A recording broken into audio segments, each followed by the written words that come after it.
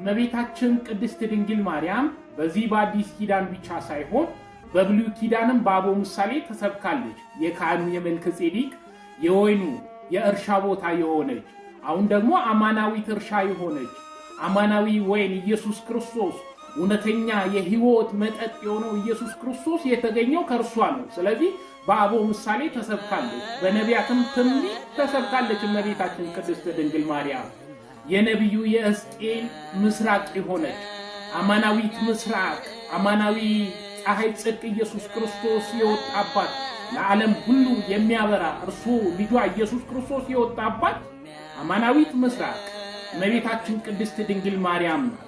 በአበው ምሳሌም ተሰብካለች፣ በነቢያትም ትንቢትም ተሰብካለች። በአዲስ ኪዳንም ቅዱሳን አባቶቻችን እነ አባ ሕርያቆስ ቅዱስ ኤፍሬም በብዙ ምሳሌ ሰብኳታል እመቤታችን ቅድስት ድንግል ማርያም። ዛሬ እኛ የእሷን ጸጋ ስንናገር የእሷን ነገር ስንናገር ብዙ ሰዎች የሚናገሩ ሰዎች አሉ።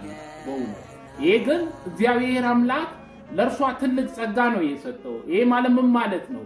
በዚያን ጊዜ ከሰው ልጆች ሁሉ ጸጋ በራቀበት ወቅት ላይ እመቤታችን ቅድስት ድንግል ማርያም ጸጋ ተመልታ የተገኘች ናት። ለዚህም ነው አብሳሪው መልአክ ቅዱስ ገብርኤል አንቺ ከሴቶች መካከል የተባረክሽ ጸጋ የሞላብሽ ሆይ ብሎ የተናገረው ከዚህ አንጻር ነው። በዚያ ወቅት ከሰው ልጆች ሁሉ ጸጋ በራቀበት ወቅት ላይ እርሷ እመቤታችን ቅድስት ድንግል ማርያም ጸጋ ተመልታ የተገኘች ናት። በእውነት እርሷ ስትመሰገን ልጇ ኢየሱስ ክርስቶስ ያዝናል? በፍጹም አያዝንም። ዛሬ እኛ የተቸገርነው በስጋዊ አይን በአፋ አይን እየተመለከትን የእግዚአብሔርን ክብር ለእርሷ ሰጥተናል ብለን እንናገራለን እንጂ እግዚአብሔር አምላክ በፍጹም አያዝንም። ቅዱሳን ሲመሰገኑ ሲወደሱ እግዚአብሔር ደስ ይለዋል።